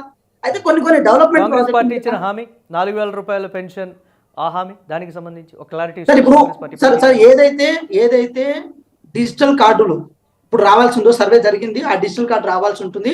ఆ డిజిటల్ కార్డులో నిజంగా ఎవరు అర్హులు, ఆ అర్హులకు మాత్రమే ఆ పథకాలు అందాలన్న కారణం చేత యూనివర్సల్ సమగ్రమైన ఇచ్చేటువంటి పెన్షన్స్ కూడా 4,000కి పెంచడానికి కూడా డిజిటల్ కార్డులు రావాల్సిందేనా? లేదు సార్, యూనివర్సల్ 100% లింక్ ఉంది సార్. ఇప్పుడు మీరు ఒకటి చూడండి, ఆధార్ కార్డు నెంబర్ కొడితే డేటా మొత్తం బయటకు వస్తుంది. దానివల్ల ఏమవుతుందంటే నిజమైన అర్హులకు ఇవ్వాల్సి వస్తుంది. ఇప్పుడు మీరు ఒకటి చూడండి, కేంద్ర ప్రభుత్వం కూడా ఒక డేటా ఇచ్చింది. ఎస్, రైతు బంధు అనేది ఒక మంచి పథకం అయినప్పటికీ కూడా దాని ద్వారా 75,000 కోట్ల వరకు ఇంతవరకు కేసీఆర్ గవర్నమెంట్ డిస్ట్రిబ్యూట్ చేసింది. 50,000 రైతులు మాత్రమే, 50,000 కోట్ల వరకు ఇచ్చిన రైతులు మాత్రమే నిజమైన రైతులు. మిగతా రైతులందరికీ పెత్తందారులు, భూస్వాములకు, రోడ్లకు, రప్పలకు, రాళ్ల గుట్టలకు ఇచ్చిర్రు అని చెప్పి ఏది ఒక గైడ్ లైన్స్ ఇచ్చింది సార్. మేమేమంటాం అంటే ఇప్పుడు ఉన్నటువంటి సామాజిక పెన్షన్ల విషయంలో కూడా ఏరువేత ఉంటుంది, అన్నింటిని కూడా కట్ చేస్తుంది కాంగ్రెస్ పార్టీ అనేది నిజమని మీ మాటల్లో? లేదు సార్, కట్ చేయడం ఉండదు సార్. కట్ చేయడం ఎందుకు ఉంటుంది సార్? నిజంగా అర్హులందరికీ ఇవ్వాలి సార్. రేషన్ కార్డులు ఇచ్చిన చరిత్ర కానీ, ఇప్పుడు ఎలాగో సామాజిక పెన్షన్లు ఇస్తున్నారు, 2,000 రూపాయలు సామాజిక పెన్షన్లు ఇస్తున్నారు, దాన్నే పెంచి వారి అకౌంట్లో వేస్తే సరిపోతుంది కదా. మళ్ళీ దానికి డిజిటల్ కార్డుతో లింక్ పెట్టి మళ్ళీ ఫిల్టరైజేషన్ ఇదంతా చేస్తే ప్రజల్లో ఒక అపోహలు రావంటారా మళ్ళీ? లేదు సార్. ఇప్పుడు కొత్తగా గౌరవ రెవెన్యూ మినిస్టర్ గారు పొంగులేటి శ్రీనివాసరెడ్డి గారు చాలా స్పష్టంగా చెప్పారు. ఏమని చెప్పారంటే కొత్తగా రేషన్ కార్డు ఇవ్వాల్సిన అవసరం ఉందని చెప్పి ఉత్తమ్ కుమార్ రెడ్డి గారు ఏది మన దీనికి సంబంధించిన సమాచారానికి సంబంధించిన గౌరవ పొంగులేటి శ్రీనివాసరెడ్డి గారు ఒక ఆదేశాలు ఇచ్చారు. ఆదేశాల భాగంగా కట్టే చేయడం ఉండదు సార్. కొత్త వారికి ఇచ్చేటప్పుడు కూడా ఏది ఎవరు పడితే వాళ్ళకి ఇవ్వకుండా, ఎందుకంటే డిజిటలైజేషన్ పెరిగింది, తెలివి పెరిగింది కాబట్టి మాకు కావాలని ఆలోచన ఉంటుంది. నిజంగా ఉన్న బీపీఎల్ కుటుంబాలకి, నిజంగా ఉన్న పేదవాళ్ళకి ఇవ్వాల్సిన అవసరం ఉంటుంది కాబట్టి ఆ ఓరియంటేషన్ లో జరిగే ప్రక్రియ సార్. ఈ విషయంలో ఎక్కడ కాంగ్రెస్ పార్టీ శశబిషలకు పోదు, చాలా ప్రాపర్ వేలో గైడ్ లైన్స్ ఇచ్చుకుంటూ పోతుంది. ఇంకా 4 సంవత్సరాల కాలం కూడా ఇది నిత్య కళ్యాణం పచ్చతోరణంలాగా అయితే కాబోతుంది సార్. సార్ ఒక మాట సార్, ఇప్పుడు సారీ ఫర్ ద ఇంటరప్షన్, కొంచెం ఈ ఛార్జింగ్ దీంట్లో అయిపోతుంది. yes please okay right thank you sir right yes Venkatareddy గారు, సో ఫైనల్గా అధికార పార్టీ ప్రతిపక్ష పార్టీ ఇచ్చినటువంటి version, so Bharatiya Janata party BRS party లాగా వెళ్తుందా, లేకపోతే అధికార పార్టీ వెళ్ళినట్లుగా వెళ్తుందా, లేకపోతే మా రూటే సపరేటు జాతీయ పార్టీ కదా, సెంట్రల్ గవర్నమెంట్ నుంచి వచ్చేటువంటి గైడ్ లైన్స్ ప్రకారం వెళ్తామా, లేకపోతే ప్రజల్లో ఉన్నటువంటి ఒక భావన, సోషల్ మీడియాలో చూశాను కాబట్టి మాట చెప్తున్నాను, దూకుడు ప్రదర్శించట్లేదు, నిజంగా ఆ స్థాయిలో అధికారాన్ని చేపట్టాలి అని అంటే 1500 రోజుల ప్రణాళికలో ప్రశ్నించేటువంటి పరిస్థితులు కానీ, దూకుడుగా వెళ్ళేటువంటి ఆ స్వభావం కానీ కొంచెం తగ్గిపోయింది భారతీయ జనతా పార్టీలో. ప్రతిదీ కేంద్రం నుంచి ఆ స్థాయిలో ఉంటుంది అనేటువంటి రకరకాల పార్టీలో అంతర్మదనం కానీ లేకపోతే ఏమైనా స్టార్ట్ అయిందా? లేదు మురళి గారు, ఇప్పుడు మాది సభ్యత్వ కార్యక్రమాలు నడుస్తున్నాయి. బూత్ కమిటీలు, మండల్ కమిటీలు, జిల్లా కమిటీలు, రాష్ట్ర కమిటీలు, మాకు అధ్యక్షుడు కూడా వచ్చే అవకాశం ఉన్నారు. వచ్చిన తర్వాత మా ప్రణాళిక ఆల్రెడీ ప్లాన్ చేసుకున్నాము. ఆ ప్లాన్ అంతా కూడా డెఫినెట్ గా రేపొద్దున ఇంప్లిమెంట్ చేస్తాం. ఇప్పుడు 1 year కూడా అవసరం. ఎక్కడ కూడా లేదు. ఇప్పుడు మీరు చూసారు, మేము మూసి ప్రక్షాళన గురించి కానీ, లేకపోతే హైడ్రా గురించి కానీ, లేకపోతే రైతుల గురించి కానీ ధర్నాలు చేస్తా ఉన్నాం, దీక్షలు చేస్తా ఉన్నాం. ప్రతి ఏరియాలో మన రైతుల దగ్గర కూడా కొన్ని కమిటీలు కూడా కొన్ని టీములు వెళ్ళాయి వాళ్ళకి తెలుసుకోవడానికి ఏం జరుగుతుందని. ఇదంతా కూడా ఫెయిల్యూర్ గవర్నమెంట్ క్లియర్ గా కనపడతా ఉంది తెలంగాణ ప్రజలందరికీ. ఎట్టి పరిస్థితుల్లో ఏ విధంగా కూడా భారతీయ జనతా పార్టీ వెనకలేదు. ఇంకా ఇంకా కొన్ని రోజుల్లో ఇంకొక 1-2 months లో ఏ విధంగా ముందుకు పోతామో, ఏ విధంగా దూకుడు ప్రదర్శిస్తుందో మీరు చూస్తారు. ఎందుకంటే భారతీయ జనతా పార్టీ మేము ముందుగానే చెప్తా ఉన్నాం, భారతదేశంలోనో తెలంగాణ రైతుల తరపున కానీ లేకపోతే విద్యార్థుల తరపున ప్రజల తరపున పోరాటం చేస్తూనే ఉంటాం. కాంగ్రెస్ పార్టీ పూర్తి స్థాయి పరిపాలన ఇంకా చూడాలి, చూసిన తర్వాతే చేద్దాం అనేటువంటి ధోరణి ఉందా? లేదు, ఎట్టి పరిస్థితులు అట్లాంటిది ఏం లేదు. ఎందుకు మీరు లాస్ట్ టైం కూడా చూసారు, గత 5 సంవత్సరాల కాలం కానీ 10 సంవత్సరాల కాలం కానీ అంతకుముందు కాంగ్రెస్ పార్టీ ఎక్కడ ఉంది చెప్పండి? 6 నెలల కంటే ముందర మేమే భారతీయ జనతా పార్టీ ఆల్టర్నేటివ్ ఉండే కదా బీఆర్ఎస్ కి. అక్కడ తప్పుడు సంకేతాలతోటి, తప్పుడు వాగ్దానాలతోటి, తప్పుడు మాటలతోటి భారతీయ జనతా పార్టీలో కుర్చీల కొట్లాట, ఒక నిమిషం, కుర్చీల కొట్లాట నడుస్తోంది. అందుకే పోరాటంలో కూడా భారతీయ జనతా పార్టీ వెనకబడిపోతుందని కొంచెం అంతర్గతంగా ఏదో టాక్స్ నడుస్తున్నాయనేటువంటి ఒక విషయం వాస్తవమేనది? లేదు, అట్లాంటిది ఏం లేదు మురళి గారు. ఎందుకంటే ఇంకొక 1-2 months లో మనకి మా కొత్త అధ్యక్షులు వస్తా ఉన్నారు. వచ్చిన తర్వాత మా ప్రణాళిక, మా ప్లాన్ అంతా కూడా డెఫినెట్ గా మేమేం చేయాలనుకుంటున్నామో అదంతా కూడా ఇంప్లిమెంట్ అవుతుంది. వాళ్ళకంటే ముందుగా మేమే ఉంటాం. ఎందుకంటే ఈ 2 పార్టీలకు ఆల్టర్నేటివ్ గా భారతీయ జనతా పార్టీ ఉంటుంది. ఎట్టి పరిస్థితుల్లో ఎవరితో కలిసే ప్రసక్తే లేదు. ఇంతకుముందు వెంకట్ మాట్లాడుతూ మిగతా పార్టీలు బట్టగాల్చి వాళ్ళ మీద వేస్తున్నారంట. బట్టగాల్చుకొని వాళ్ళ మీద వేసుకుంటున్నారు. ఎందుకు చెప్తున్నారంటే వాళ్ళు ఇచ్చిన హామీలే కదా, వాళ్ళకి తెలియదు హామీలు ఇచ్చినప్పుడు బడ్జెట్ ఎంత ఉంది, మిగులు బడ్జెట్ ఎంత ఉంటుంది, రేపు పొద్దున ఏ హామీలు ఇవ్వాలి, ఎంతవరకు ఫుల్ఫిల్ చేయగలుగుతామని వాళ్ళకి తెలిసి కూడా అబద్ధపు హామీలు ఇచ్చి, అబద్ధపు మాటలు చెప్పి, అబద్ధపు వాగ్దానాలు ఇచ్చి ఈ రోజు అధికారంలోకి వచ్చింది కాంగ్రెస్ పార్టీ. లేదంటే కాంగ్రెస్ పార్టీ గెలిచేది కాదు. అదే విధంగా దాంతో పాటుగా అధికారాన్ని చేపట్టగానే చెప్పినటువంటి ఒక మాట కీలకమైంది. అధికార పీఠంలో కూర్చుంటున్నాము అని అంటే అది పూలపాన్పేం కాదు, విపరీతమైనటువంటి ముళ్ళు, అడుగడుగునా కాదు, అంత ముళ్ళే ఉన్నాయి, మాకు ఇది పూలపాన్పు మీద ఉన్నట్టుగా కాదు అనేటువంటి ఒక మాట కూడా చెప్పారు. దాన్నే కాంగ్రెస్ పార్టీ పదే నెమరవేస్తూ ప్రజల్ని కొంచెం కన్విన్స్ చేసేటువంటి ప్రయత్నం చేస్తుంది అనుకుంటా. అలా చూడకూడదు. ఆ పూల పాన్పై ఇప్పుడు వాళ్ళకి తెలుసు ముళ్ళ మీద పండుకోవాల్సి వస్తుంది, ఇది దాని మీద ఉండాల్సి వస్తుంది తెలుసు వాళ్ళకి. కానీ ఇప్పుడు తెలుస్తుంది వాళ్ళకి, ఇప్పుడు ఆర్థిక వ్యవస్థ ఏ విధంగా ఉంది, రేపొద్దున తెలంగాణ ఇచ్చిన హామీలు ఏ విధంగా నిలబెట్టుకోవాలి, ఏ విధంగా పూర్తి చేయాలనేది ఇప్పుడు కనపడతా ఉంది కాంగ్రెస్ పార్టీకి. కాంగ్రెస్ పార్టీ దగ్గర ఆర్థిక వ్యవస్థ దాని గురించి మాట్లాడే వాళ్ళు లేరు. ఏంటంటే టైం పాస్ చేయాలి, రాజకీయాలు చేయాలి.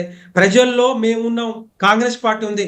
ఒక చిన్న విషయం చెప్పాలనుకుంటున్నాం. రేవంత్ రెడ్డి గారు మొన్న ముంబైకి వెళ్ళి వచ్చి ముంబైలో ప్రెస్ మీట్ పెట్టారు. ఒక ఇంగ్లీష్ ఛానల్ కు ఇంటర్వ్యూ ఇచ్చుకుంటూ మేము ఇచ్చిన హామీలు మొత్తం కూడా పూర్తయినాయి, కంప్లీట్ అయినాయి, టోటల్ గా ఏమీ లేదు అని చెప్పి మొన్న కర్ణాటకలో చెప్పారు, నిన్న తెలంగాణలో చెప్పారు, ఈ రోజు మహారాష్ట్రలో చెప్పి పచ్చి అబద్ధాలతో గెలవాలనుకుంటున్నారు. ఇంకోటి ఏం చెప్పిండంటే ఈ ఇచ్చిన హామీలంట సెకండ్ ఆల్టర్నేటివ్ అంట, అది ప్రాథమికంగా కాదు, మేము చేయాల్సిన పని కాదు, అది తర్వాత చేసుకుంటామని చెప్తున్నారు. అంటే అర్థమవుతుంది కాంగ్రెస్ పార్టీ ఏ విధంగా ప్రజల మీద చిత్తశుద్ధి ఉందో, అభివృద్ధి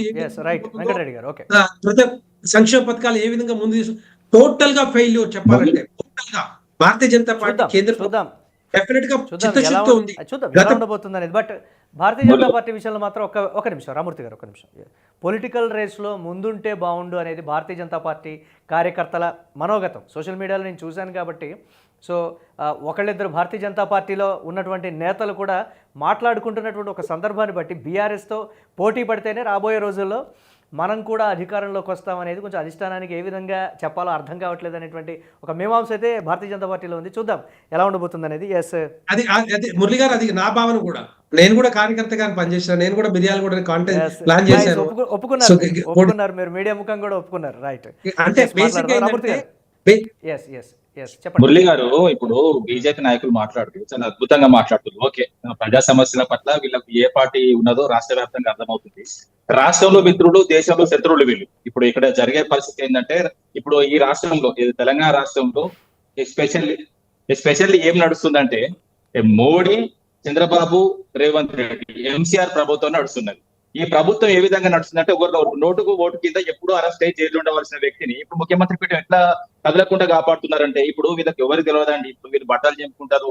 నేను చెప్తా, మొత్తం మాట్లాడుతుందా వినండి. ఎందుకంటే ఇప్పుడు జరిగే విషయాలు కూడా చెప్తా. మహారాష్ట్రలో గత ప్రభుత్వం బాగా చేసింది, ఈ ప్రభుత్వం వచ్చి అబద్ధాలు చెప్తుంది అని కూడా మోడీ గారు మొత్తం స్పీచ్ పీల్చుకుంటా మా ప్రభుత్వాన్ని మెచ్చుకుంటున్నాడు. ఇక్కడ ఇవన్నీ దాచిపెడుతున్నారు వీళ్ళు. ఏంటంటే మేము ఏదైతే 10 ఏళ్లలో అభివృద్ధి చేసినామో అభివృద్ధిని మొత్తం డ్యామేజ్ చేస్తున్నారు. ఆ తెలంగాణ అభివృద్ధి అయిన తెలంగాణను మొత్తం అప్పుల ఊపికి నెడుతున్నారు. అదే విధంగా తెలంగాణను ఏటీఎం లాగా కాంగ్రెస్ యూజ్ చేసుకుంటుందని క్లియర్ గా చెప్తున్నారు మహారాష్ట్రలో. ఏదే మోడీ ఇప్పుడు ఎక్కడ ఇప్పుడు ప్రభుత్వాలు ఏదొచ్చినా కూడా ఏ విధంగా వచ్చినా కూడా మేమేం చేసినాం, మేము అప్పులు చేసినాం, దానికి ప్రతి చూపెట్టినా మెడికల్ కాలేజ్ కట్టినాం, అదే విధంగా రెసిడెన్షియల్ జూనియర్ కాలేజీలు, అదే విధంగా డిగ్రీ కళాశాలలు, అదే విధంగా ఏదైతే రైతు బంధు, రైతు బీమా, అదే ఎవరు ఇయ్యలేదు కదా. ఇప్పుడు దేశంలో ఎవరు చేయని సంక్షేమం ఇప్పుడు ఎందుకంటే మేము ప్రజల పైసల్ని ప్రజలకే మేము ఖర్చు పెట్టినాం తప్ప సంపదను పెంచడం, అదే విధంగా సంక్షేమంగా పంచడం అంతే తప్ప కానీ వీళ్ళలాగా ఏదైతే 10% ముఖ్యమంత్రి అనేది క్లియర్ గా వినబడుతుంది. ఇప్పుడు ఇప్పుడు ఈ 90,000 కోట్లు ఎడపోయినాయి. దాదాపు ప్రతి నెలకు వచ్చే ఆదాయం ఇప్పుడు 10 నెలలు అవుతుంది, 10 నెలలు దాటింది, 1,00,000 కోట్ల ఆదాయం వచ్చింది. అది ఎక్కడ పోయినాయి? బీఆర్ఎస్ పార్టీ పెట్టినటువంటి ముళ్ళులు అడుగడుగునా ప్రతి అంశంలోనూ గుచ్చుకుంటున్నాయనేటువంటిది కాంగ్రెస్ పార్టీలో అంతర్గతంగా వస్తున్నటువంటి అంశం. బీఆర్ఎస్ పార్టీ ముళ్ళులు పెట్టలేదండి. బీఆర్ఎస్ పార్టీ పువ్వులు పెడితే పువ్వుల కింద వచ్చి ముళ్ళులు పెడుతున్నారు. ఇది కాంగ్రెస్ ప్రభుత్వం చేసేది. కాంగ్రెస్ ప్రభుత్వం వచ్చిన తర్వాత ఏదైతే 6 గ్యారెంటీలు నమ్మబలికి వచ్చిందో ఆ గ్యారెంటీలు చేయకుండా రోజు దుకాణం పెట్టి ఇప్పుడు కేటీఆర్ గారు డైరెక్ట్ ప్రశ్నిస్తున్నాడు, నిజాలను తీసి బయట పెడుతున్నాడు. ఏ విధంగా ఈనాడు ఇబ్బంది పెట్టాలని రకరకాలుగా మొన్న అక్కడ చూసాము, రైతుల విషయంలో నిన్న ఇక్కడ చూసాము, ఫోన్ ట్యాపింగ్ అన్నారు, అదన్నారు, ఇదన్నారు. వీళ్ళ దగ్గర ఏమి లేదంటే వీళ్ళు ఏం చేయలేరు, వీళ్ళు చేతగాని ప్రభుత్వం ప్రజల చేతిలో చెప్పు. ఇంకో చిన్న విషయం చెప్తా, బంగ్లాదేశ్ లో తిరుగుబాటు బంగ్లాదేశ్ లో జరిగిన తిరుగుబాటు ఇక్కడ కూడా జరుగుతుంది రేవంత్ రెడ్డి ప్రభుత్వం మీద. ఎందుకంటే ఎంతమంది ఉసురు పోసుకుంటారు, ఇంత ఘోరంగా వ్యతిరేకత వచ్చిందంటే గ్రౌండ్ దిగటం వల్ల మాకు తెలుసండి. ఇప్పుడు నాయకులు ఒక ముఖ్యమంత్రి నేను పుట్టినప్పటి నుంచి చూస్తున్నా, చాలా మంది ముఖ్యమంత్రులను చూసినా కానీ ఇంత తిట్లు తిన్న ముఖ్యమంత్రి అయితే ఫస్ట్ టైం చూస్తున్నాను. చూద్దాం మురళి గారు లాస్ట్ మినిట్ కంక్లూడ్ చేస్తాను. తెలంగాణ రాష్ట్రంలో 2 పార్టీల్లో ఏమనుకుంటున్నారంటే రేవంత్ రెడ్డి సీఎం, కేటీఆర్ ఏమో యాక్టివ్ సీఎం లాగా. ఇది నేను ఇప్పటికీ అధికారం పోయినా కూడా అధికారంలో ఉన్నట్టుగా బిహేవ్ చేసుకుంటూ నన్ను ఏం చేస్తున్నారో చేసుకోండి, మీ సంగతి చూస్తాం, మీ అధికారుల సంగతి చూస్తాం, రాజకీయ నాయకుల సంగతి చూస్తాం, నెక్స్ట్ వచ్చేది అధికారంలో వచ్చేది బెదిరింపు ధోరణిలోకి పోతే ఏమైతుందంటే తెలంగాణ ప్రజల్లో వాళ్ళ క్రెడిబిలిటీ దెబ్బతింటది కదా, విలువపోతుంది కదా. అట్లా చేయకుండా నేను సూచన చేస్తున్నా వినండి, అంతే, ఏం లేదు. సూచన చేస్తున్నా, నేనేమంటున్నా అంటే క్రెడిబిలిటీ దెబ్బ తీసుకోకుండా, బెదిరింపులు దూరలిపోకుండా చేద్దాం, ఏం చేయాలని చెప్తే బాగుంటది. ఇది చేయండి, అది చేయండి అని గవర్నమెంట్ కి వచ్చి ముందుకు వచ్చి అది కొంచెం బాగుంటది కదా. అది చేయాలని చెప్పేసి నేను కోరుతా ఉన్నాను. సూచన మాత్రమే. మీరు పార్టీకి సంబంధించిన నిర్మాణం మీద ఏదైతే మీరు సభ్యత్వం నమోదు చేస్తున్నారు, ఈ సభ్యత్వ నమోదు మీద ఉన్న కాన్సన్ట్రేషన్ ప్రజా సమస్య మీకు లేదు. ఎందుకంటే క్లియర్ కనబడుతుంది, విద్యార్థులు రోడ్ల మీదకి వచ్చి పోలీసు వాళ్ళు కొడుతున్నా మీరు స్పందించరు. లాస్ట్ ఎట్లా వస్తారు, మొత్తం ఉద్యమం చేసినంత ఇప్పుడు ఎట్లుంటది అంటే మీరు చచ్చిపోయినప్పుడు రారు. సంజయ్ గారు వచ్చారు, కేంద్ర మంత్రి ఎవరు వచ్చారు అక్కడ, విద్యార్థుల తరపున పోరాటం చేసింది అక్కడ, పోరాటం కేంద్ర మంత్రి బండి సంజయ్ గారు. కేటీఆర్ ఎక్కడ ఉన్నాడు? కేటీఆర్ ఎక్కడ ఉన్నారు చెప్పండి. మీరు చేసినవన్నీ చాలుగా. మీరు తెలంగాణ ప్రజలు నమ్మే పరిస్థితులు లేరు. తెలంగాణ ప్రజలు మీరు ఏం చెప్పినా కూడా నమ్మే పరిస్థితులు లేరు. ఉద్యమాలు మాది నిజమైన ఉద్యమాలు, మాది ఉద్యమైన పార్టీ, మీది ఏ ఉద్యమంతో సంబంధం లేని పార్టీ మీది. ఓకే, ఉద్యమాన్ని కాలరాసి ఒక కుటుంబానికి అంటగట్టడం మీరు ఏం మాట్లాడినా కూడా చెప్పండి, ఎవరు అర్థం చేసుకోరు ఈ రోజుల్లో, ఎట్టి పరిస్థితుల్లో. ఆపరేషన్ కగారు పేరిట మీరు ఎన్ని రకాలుగా మీరు చేస్తున్నారు అనేది మీకు చెప్తే రామూర్తి గారు please right. Thank you Venkata Reddy గారు, మన్నెంకోటేశ్వరరావు గారు, వెంకట్ గారు, రామ్మూర్తి గారు. ఆదాన్ మెగా డిబేట్లో పార్టిసిపేట్ చేసినందుకు ఇది వాల్టి Aadhan mega debate. Keep watching Aadan.